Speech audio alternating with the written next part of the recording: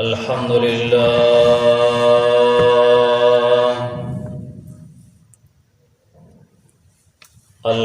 لله الذي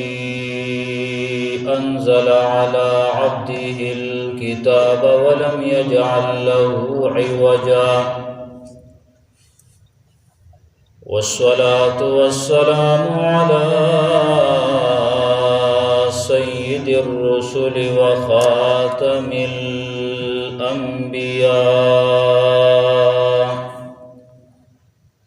وعلى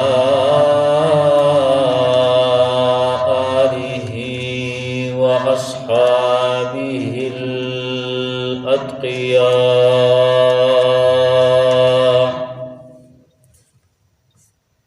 الذين هم خلاصة العرب العرباء وخير الخلائق بعد الأنبياء. أما بعد فأعوذ بالله من الشيطان الرجيم.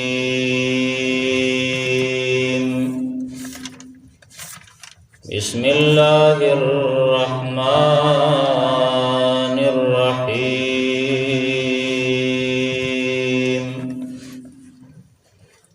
سبحان الذي أسرى بعبده ليلا من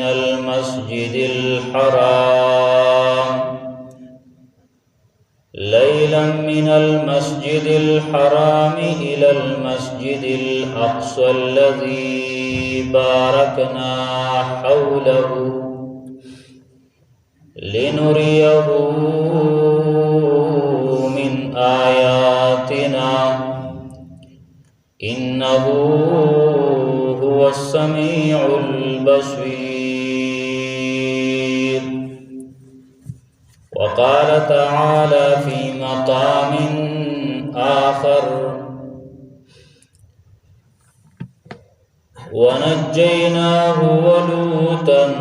إلى الأرض التي باركنا فيها للعالمين. وقال تعالى: وأورثنا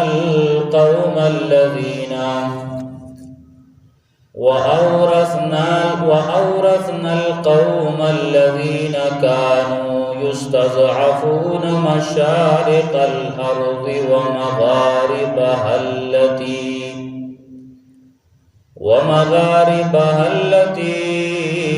باركنا فيها،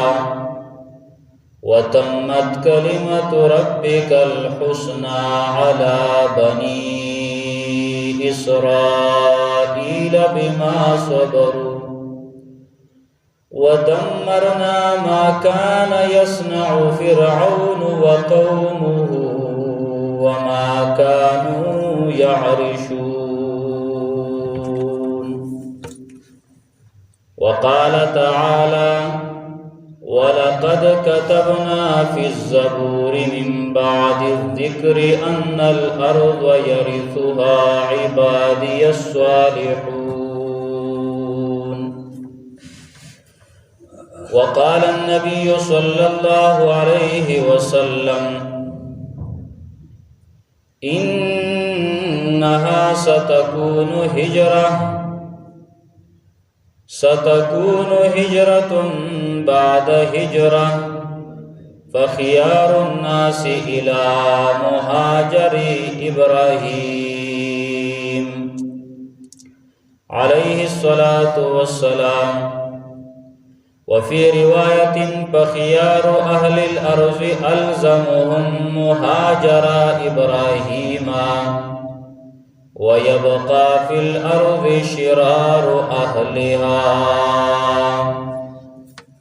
وعن أبي ذر رضي الله تعالى عنه قال: قلت يا رسول الله صلى الله عليه وسلم: أي مسجد وضع في الأرض أول؟ قال: المسجد الحرام. قال: قلت ثم أي؟ قال ثم المسجد الأقصى. قلت كم بينهما؟ قال 40 عاما. ثم الأرض لك مسجد فحيثما أدركت الصلاة فصل. أو كما قال رسول الله صلى الله تعالى عليه وسلم. سبحان ربك رب العزة عما يصفون وسلام على المرسلين والحمد لله رب العالمين. زما عزتمندو مسلمانانو سامعینو حاضرینو، دا کم حالات چنن سبا دنیا کی مسلمانانو باندې تیریږي او بهر ځای کې مسلمان پاغه باندې تکلیف دی. کم یو ملک دی نو پای کې په مسلمان باندې تکلیف دی او سخت ده.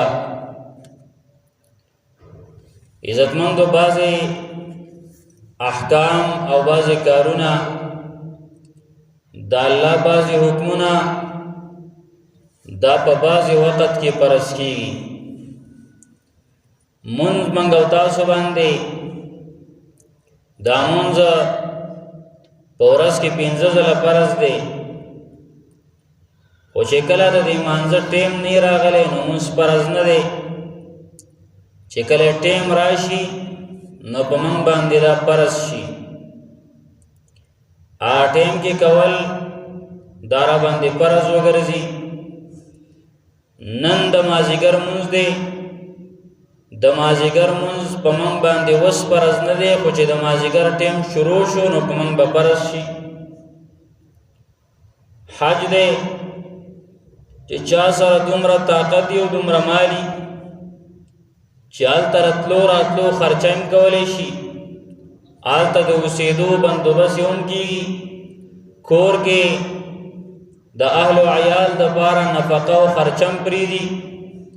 نو په هغه باندې هله حج فرض شي. دغه شان عزتمندو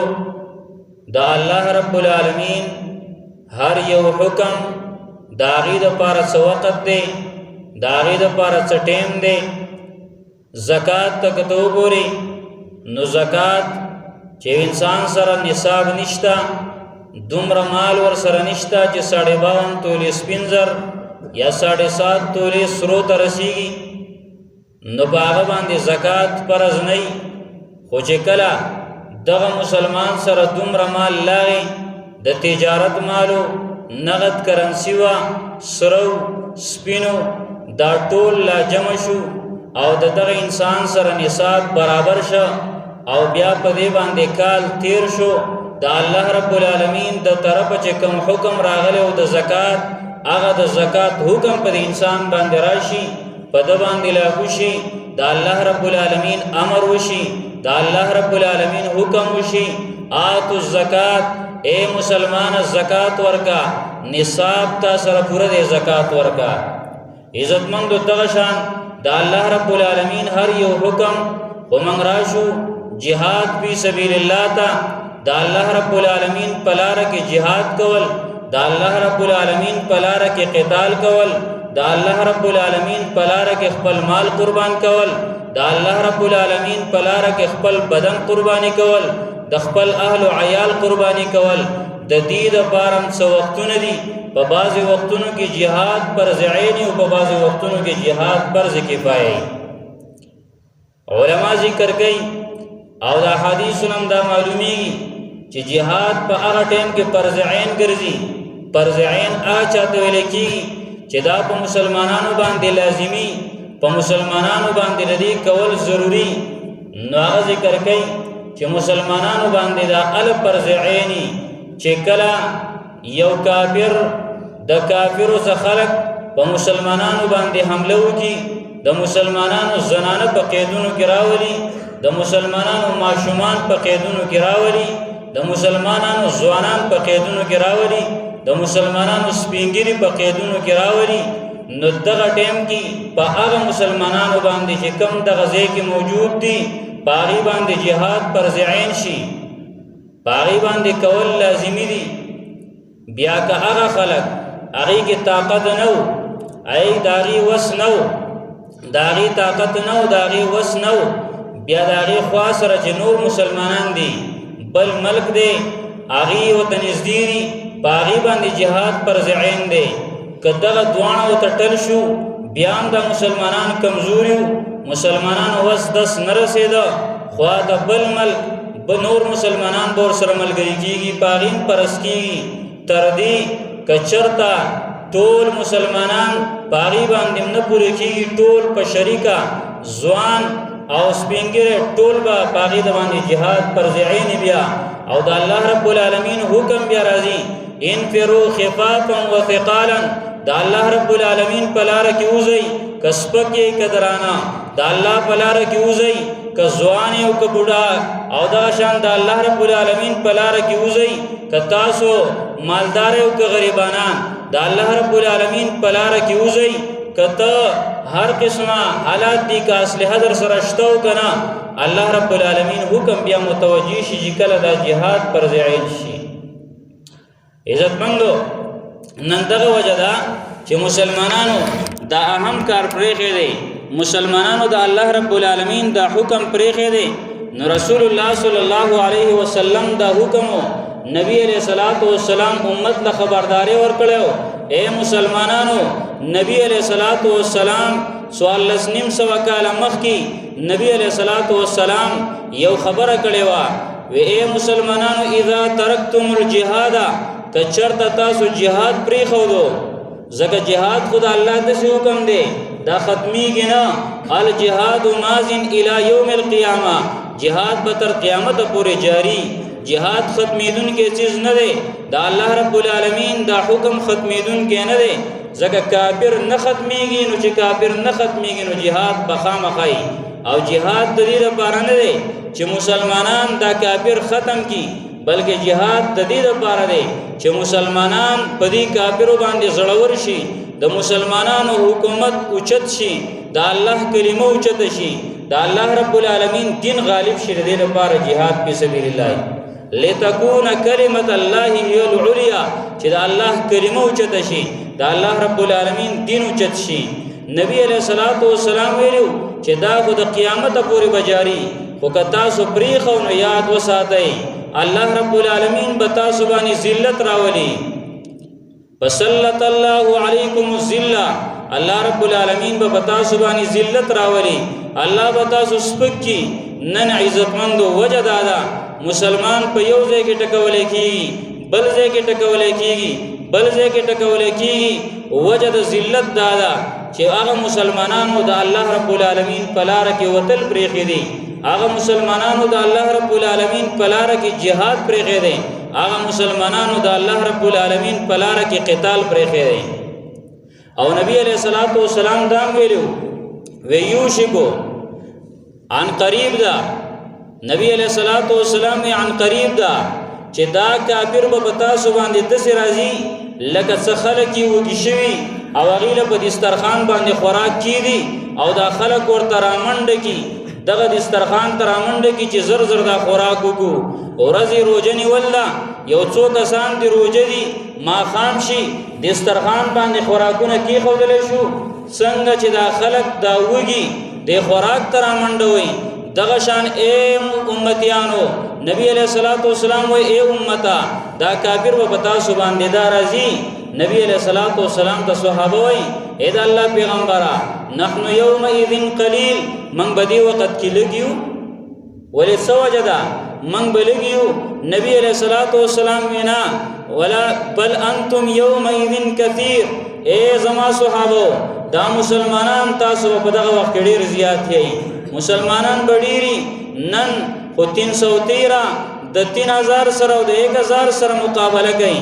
نن هغه صحابه چې د هغې سره اسلحې نشته، هغه صحابه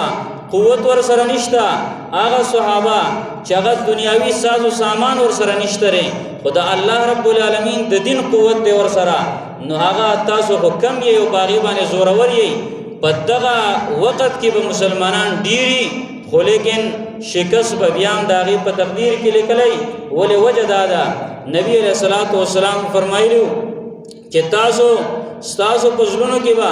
الله وهن ایښودی، وهن به ستا په زړونو کې. صحابه تپوس کړي د الله پیغمبره وهن څه شی دی؟ او نبی علیه السلام وی دومره ډېر به تاسو لکه د سمندر زګ، دومره ډېر به مسلمانان به هر ځای تا ته په نظر راځي،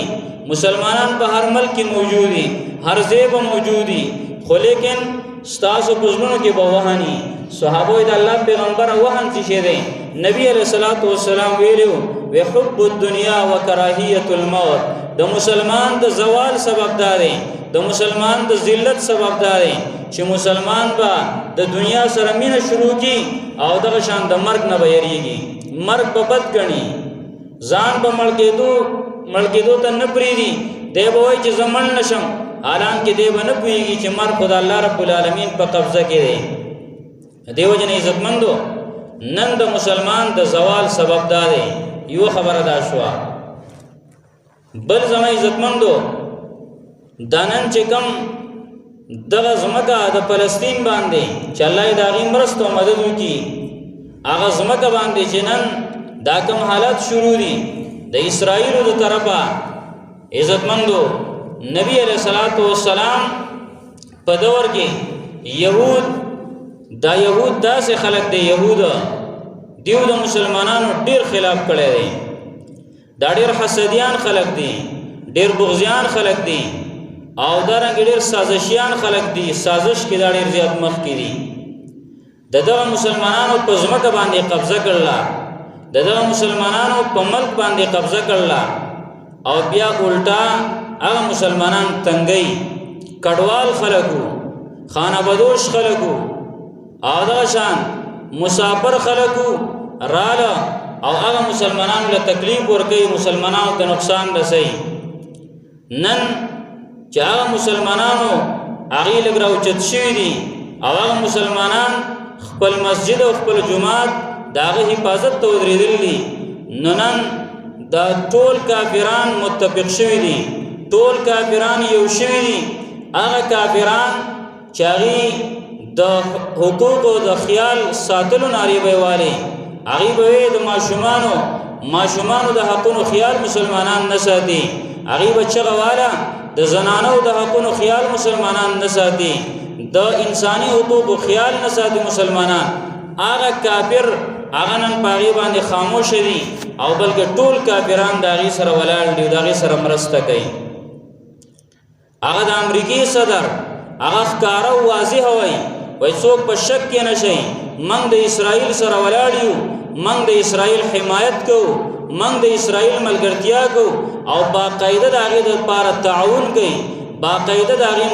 مدد له لاړه، باقاعده د هغې سره مرسته کوي، باقاعده په مسلمانانو باندې حملې کوي او په هغې باندې مزایلې ورولي. او مسلمانان لا اوس هم په غفلت باندې دي، مسلمانانو حکومتونه هغې اوس هم سوچ او فکر کې دي، هغې اوس هم د صلح خبرې کوي.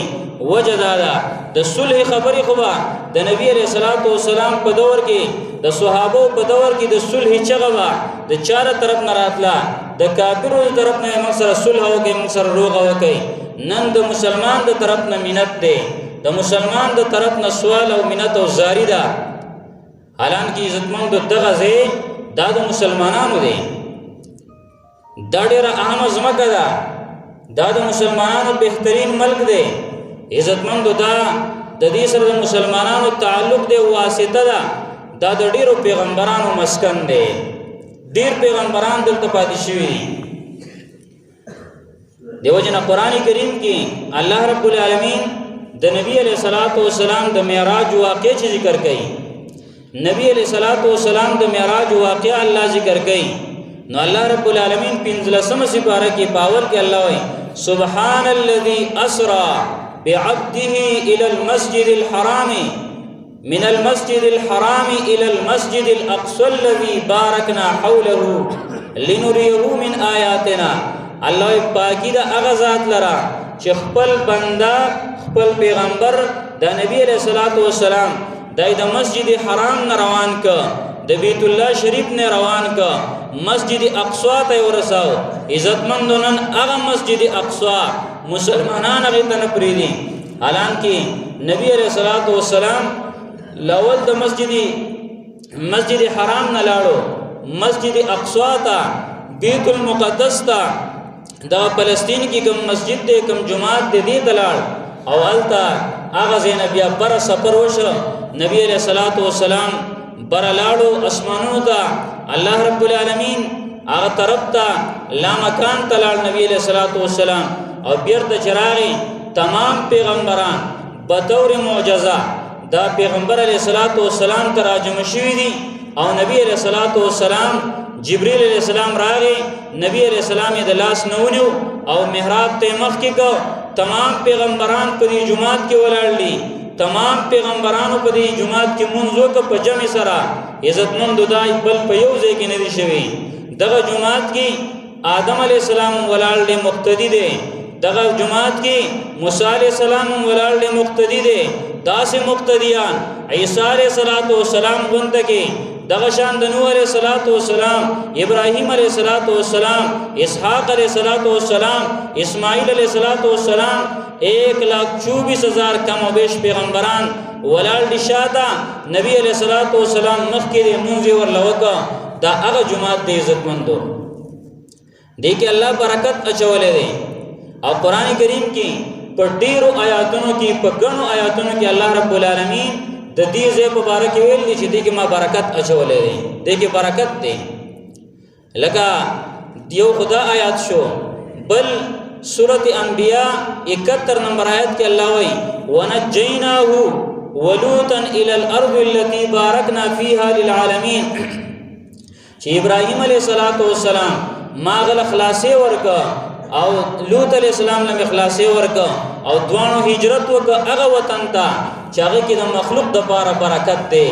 مخلوق د لپاره به کې خیر او برکت دی دا شان سورۃ اعراف 137 نمبر آیت کې الله رب العالمین دې ته برکتی ویل دا دا شان سورۃ انبیاء 105 نمبر آیت کې الله رب العالمین دې ته برکتی ویل دا ولقد كتبنا في الزبور من بعد الذکر ان الارض چې دا الله رب العالمین فرمایي چې په زبور کې موږ لیکلو چې دا زمکه با زمان نیکان بندگان دا به فتح کوي او دا باغی ته ملويږي دا باغی ته میراث کیږي عزتمند دغه زی دا ابوبکر صدیق رضی الله تعالی عنہ چې کله خلیفہ شو نبی علیہ الصلوۃ والسلام وفات شو ابوبکر صدیق رضی الله تعالی عنہ په وخت کې ډیر مشکلات مو خپل اندرونی دومره مشکلاتو ډیر خلک مرتد شو چا د زکات نه انکار وکړ چا یو څه کول چا په کې پیغمبري داوی وکړي دومره ډیر ستونزې او دومره ډیر تکالیف ابوبکر صدیق رضی الله عنه په دور کې راغله خود دې باوجود هغه یو لخر روان ک د بیت المقدس د فتح کولو لپاره هغه لخر چلیده د عمر فاروق رضی الله تعالی عنہ په دور کې بیا د فلسطین فتح شو عمر سے پخبل راغی او دغه ځکه منځ وکا د مسلمانانو په قبضه کې بیا دور چلیده ورستو بیا په يهودو په دی باندې قبضه وکړه بیا لاس تک بیا الله یو ځوان پیدا کا صلاح الدین ایوبی رحمه الله اگر هغه دغه پلاس باندې یو ځل د بیا فتح شو مسلمانانو قبضه کړو خو چون کې هغه مسلمانان بیا کمزوري کېده دوباره بیا يهودو په هغه باندې قبضه وکړه دغه جمعات بیت المقدس عزتمند د حصے جوړ کړي چون کې دا چې څنګه زمنګ د لپاره محترم دي دغه شان د يهودو د لپاره محترم دي دغه شان د اسوارو د لپاره محترم دي انجیل والا تورات والا دغه شان قرآنی کریم والا د ټولو د لپاره محترم دي خو هغه خلک چون کې هغه منسوخ دین باندې هغه عمل کوي او د رسول الله صلی الله علیه وسلم د پیغمبرین انکار کوي نو کافر دی په دې وجه باندې هغه يهود رااله دی جمعات کې دیوال وکړه او هغه دیوال یو طرف ته په خپل ګرجه جوړ کړله کنيسه ساز کړه د نسوارو د خپل عبادت خانم يهود ساز کړه نسوارو په خپل ساز کړله او بیا مسلمانان له یو ځای پریخو خو په هغه ځای باندې څوکیداران د يهود په خپل ودرېده کنټرول د يهودو سره دی او هغه يهوديانو ورته مسلمانان نه پرېښوده. اسې په نومې په دې جماعت کې دیوال کړو، مسلمانان دې ځای جدا کړو، خو لیکن مسلمانان یې پرېښوده نه. که د هغې خوښه وه څوک به ورته پرېښوده. بیا چې مسلمانانو پکې مونځ کوو، څوک په سجده باندې شهید کړی، څوک په قیام باندې شهید کړی، په مانځه باندې ولاړ، څوک دعا غوښتونکی او شهید کړی. او دا شهادتونه روانو مسلمانانو سره. عزتمندو دا بیت المقدس دا یو پوره ځای دی، دا یو جماعت صرف نه دی، بلکې دا یو کس هلته تللی دی، هغه د هغې معلومات یو لوی شیخ صاحب دی، هغه د هغه معلومات کړی وی دا په 60 جرب کې 80 جربه کې ځمکه کې دا چې کوم نو دا ځای دی. او د هغې نه 240 کنال جوړېږي، 240 کنال کې دا ځمکه ده. دا د مسلمانانو ځای دی او دا زمونږ د مسلمانانو قبله اول وه. دا قبله اول په دې بنیاد باندې وه چې مونځ چې کله فرض شو نو اولنی د مونځ فرضیت نه وروسته اولنی مونځونه مسلمانانو بیت المقدس طرف ته کړي دي. 19 میاشتې نبی علیه الصلاۃ والسلام او صحابه بیت المقدس طرف ته مونځ کړی دی. او د هغې نه وروسته بیا حکم راغی بیت الله طرف ته. د هغې وجه دا وه چې نبی علیه الصلاۃ والسلام په باره کې په تورات کې په انجیل کې صفت راغلی چې دا به د 2 قبلو طرف ته مونځ کوي، 2 قبلو طرف ته. نو نبی علیہ السلام 19 میاشتې بیت المقدس طرف ته مونځ کو، بیا بیت الله طرف ته راوګرځېده. دا الله حکم. عزتمندو دا هغه ځای دی چې د پیغمبرانو مسکن دی. موسی علیہ السلام په دې ځای کې، عیسی علیہ السلام په دې ځای کې، داؤد علیہ السلام په دې ځای کې، زکریا علیہ السلام په دې ځای کې، سلیمان علیہ السلام په دې ځای کې. هغه کومه قصه چې د قران کریم کې ذکر شوی د سورۃ النمل کې چې سلیمان علیہ السلام په هوا کې روان دی او لاندې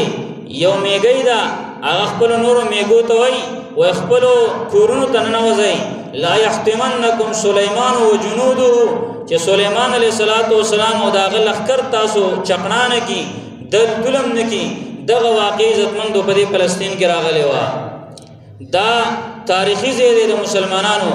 ابراهیم علیہ السلام، لوط علیہ السلام هغه دلته هجرت کړو. عیسی علیہ السلام پیدا شوم په دغه وطن کې دی، په دغه ملک کې دی. او بیا چې کله قیامت ته نږدې راکوزیږي نو عیسی علیہ السلام په دغه ځای باندې راکوزیږي. دغه شان دجال چې کوم راځي آخر زمانه غټه فتنه ده، لویه فتنه ده. الله زموږ حفاظت وکړي. سورۃ کهف د جمعې په ورځ باندې ضرور وایي. عزتمندو دغه نبی علیہ السلام فرمایي چې ټول پیغمبرانو خپل امت د دجالي فتنې نه راولې دي او زم تاسو یې روما. او نبی علیہ السلام دا ویلو وی که چرته زه موجود مو دجال لاغې خو زه به ستاسو له طرف نه دفاع کوم، تاسو بېغمه شئ. خو که زه نه وم نو تاسو سورۃ کهف وایي د یوې جمعې په دې جمعه باندې ووایه د آینده 10 ورځو پورې دجال د هغه فتنه که راشي نو تا ته د هغې نه حفاظت به الله رب العالمین به ستا حفاظت کوي. دا شان قرآن کریم کې چې کومه واقع شوې وه د طالوت او د جالوت، طالوت او جالوت چې کومه واقع راغله چې هغې داود علیہ السلام بیا هغه جالوت قتل کړی و، هغه یې مردار کړی و. نو هغه واقع هم هغه په دغه وطن کې شوې ده. دغه شان یاجوج او ماجوج چې راځي چې دا هم یو لویه فتنه ده. یاجوج او ماجوج هغه هم د دغه ځای نه به راکوزېږي. نبی علیہ السلام په دې ځای کې مونځ هم کړی دی او د مسلمانانو قبله ده. مسلمانانو دپاره دا عزتمند دی. بل عزتمندو نبی علیہ السلام نه تپوس شو. ابو ذر رضی الله تعالی عنہ د نبی علیہ السلام نه تپوس وکړه، اے د الله پیغمبر صلی الله علیه وسلم، د الله پیغمبره ایو مسجد وضع فی الارض اول، اے د الله پیغمبره په ځمکه باندې د الله د عبادت دپاره چې جماعتونه جوړ شوي دي اولنی د عبادت کور یعنی جماعت اولنی کم جماعت ساز شوی دی؟ نبی علیہ السلام ورته وایي المسجد الحرام. اولنی جماعت چې جوړ شوی دی نو مسجد حرام دی، بیت الله شریف. بیا ورته هغه تپوس کوي قال قلت ابو ذر رضی الله تعالی عنہ ما ویل اذا الله پیغمبر ثم ایو بیا کم جهاد بیا کم مسجد دویم نمبر کم جماعت جوړ شوی دی د دین پس وقال نبی علیہ الصلوۃ والسلام ثم المسجد الاقصى بیا مسجد اقصا جوړ شوی دی بیت المقدس جوړ شوی دی دغه پاک او عزتمن کور جوړ شوی دی او بیا نبی علیہ الصلوۃ والسلام نے تبوسو کا کم بینهما اذا الله پیغمبره د دې دوانو په منځ کې څومره فاصله وا چې بیت الله جوړ شو نو د بیت الله شریف نو وروسته د بیت المقدس څومره وخت پس جوړ شوی دی قال نبی علیہ السلام 40 عاما سلويخ کال پس د ازاز شوی دی 40 سال فاصله و منځ کې نو دا په خوانه کور دی دا د مسلمانانو زی دی دا د يهودو نه دی دا د مسلمانانو زی دی دا د الله د بندګانو زی دی او دغه شان بل د عزتمند ردی باره کې حدیث دا دی دغه جمعات په باره کې نبی علیہ الصلوۃ والسلام فرمایي وګد حدیث دی لکه اول نبی علیہ الصلوۃ والسلام دا سی وای وای صلاه الرجل فی بیته بصلاه یو سړی چې مونږ په کور کې وږي په کور کې وکا پټی کې وکا بازار کې وکا بل ځای وکا نو دتا په د باندې د یو د مونږ یو ثواب ملوي لکه یو مونږ چې کړي وصلاته فی مسجد القبائل او د مونږ کول په هغه جمعات کې چې هغه د محلي جمعات دي د محلي جمعات دی عام چې پای کې د جمعې مونږ کې نبی علیہ الصلوۃ والسلام یې پای کې مونږ کول په دې باندې ثواب ملويږي ب 25 صلاه په 25 باندې یو مونږ په 25 درجه باندې بدلیږي 25 باندې او چې اخلاص ډیری نو وېشتي جوړ شي 27 او بیا نبی علیہ الصلوۃ والسلام وی وصلاته فی المسجد الذي يجمع فيه ب 500 صلاه او هغه جمعات چې هغه جامع مسجد دی هغه د جمعې منظم دی هغه مون هغه کې جمع ډیر ده نبی علیہ الصلوۃ والسلام یې پای کې یو مونږ په 500 باندې دی 500 باندې الله رب العالمین پای کې بدل ورکړي او بیا ورپسې وای وصلاته او مونږ کول د یو سړی په مسجد الاقصى په مسجد اقصا کې په بیت المقدس کې ب 50000 صلاه 50000 باندې دي دا سه معمولی ځای نه دی بیت المقدس دغه فلسطین والزه عزتمند دی کې یو مونږ کول په 50000 باندې دغه ثواب ملويږي وصلاته فی مسجدی ب 50000 صلاه او نبی اسلام وی په مسجد نبوی کې هم یو مونږ په 50000 باندې دي نو مسجد نبوی کې په 50000 بیت المقدس کې په 50000 وصلاه فی المسجد الحرام ب 100000 صلاه او په بیت الله شریف کې مسجد حرام کې یو مونږ کول دا بیا په 1 लाख باندې دي زګاولنه کور دی اگر ټولنا نو دا بیت المقدس د مسلمانانو دویم د عزت منځي دی د ټولنا اول بیت الله مسجد حرام دویم نمبر کې عزت مند مسجد اقصا بیت المقدس دی دا د مسلمانانو د عبادتونو په زینو کې دویم نمبر باندې زیری او 17 میاشتې زمون پیغمبر صلی الله علیه وسلم او صحابه دي طرف ته منظم کړي دي دغه شان نبی علیہ الصلوۃ والسلام یو حدیث دام دی دغه وطن په باره کې ذکر دی څنګه دی بیت المقدس فضیلت شته دغه شان د شام فلسطین د دې زمکو فضیلت په حدیثو کې راغلي دي لکه مشکات کې حدیث دی نبی علیہ الصلوۃ والسلام فرمایي انها ستكون هجرة بعد هجرة هجرتونه به شروعي هجرتونه بکیږي سفر بکیږي د الله دین د پاره په خيار الناس نغور په خلقو کې هغه خلق دي چې اله مهاجر ابراهيم عليه السلام چې هغه د ابراهيم عليه السلام د هجرت زیته هجرت وکي دا پټولو کې بهترین خلق دي او نبی عليه السلام وی يبقى في الارض شرار اهلها بقایا زمکه کې بیا شرار خلق پاتې شي دا هغه زمانہ د عزتمند د امام مهدی صاحب دا دور داسې ناشنا دی انسان چې سوچ مو کی دا دور یو عالم ډېر خبرې کړلې یو خبره په کدام کړلا به چون کې الله رب العالمین چې د دجال خبره کړله د دجال دا غټه فتنه ده د دجال خبره چې الله کړلا نو دای په 15 سپاره په اخره کې کړلا 15 سپاره کې الله رب العالمین کړلا او دغه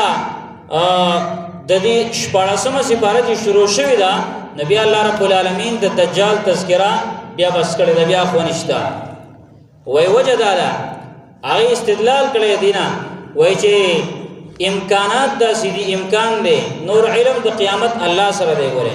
او امکانات د سیدی چې دا 15مه صدی ده او پدې کې امکان دا سیدی چې پدې کې دجالی فتنه راشي خدایي نمخ کې چون کې امام مهدی سے برازي د امام مهدی سے داغه په قیادت کې مسلمانان جنگ کوي هغه تیسری عالمی جنگ اسلامی جنگ دریم جنگ چې ورته ویل کی غټ جنگ دا به د امام مهدی سے په قیادت کې کیږي او نبی علیہ الصلوۃ والسلام دا غي نه ویلوي نبی علیہ الصلوۃ والسلام وکړه چې تاسو ر تورو جنډو والوي نه چې د خراسان طرف نه رواني شي تورو جنډو والا نو تاسو د غي سره ملګری شئ ځکه دغه وخت د امام مهدی سے د ظهور دی د امام مهدی سے د ښکارا کېدلو دی نو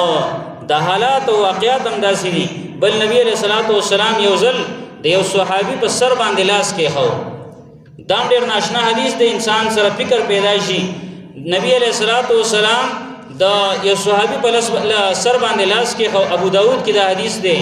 2535 مشکات نقل کړل 5449 نبی علیہ الصلوۃ والسلام د صحابي په سر باندې لاس کې خو او بیا ورته ویل یا ابن حواله اے د حواله زویا اذا رايت الخلافه قد نزلت الارض المقدسه کله چې ته خلافت ویني چې په مقدس ازمکه کې راغی کله چې ته ویني چې خلافت په کې راغی او فتح شو دا زه فتح شو نو فقط دنت الزلازل والبلابل والامور العظام و بیا زلزلې په دغه ټیم کې زیاتی زلزلې به زیاتی وسالات تاسو زلزلو ته ګورا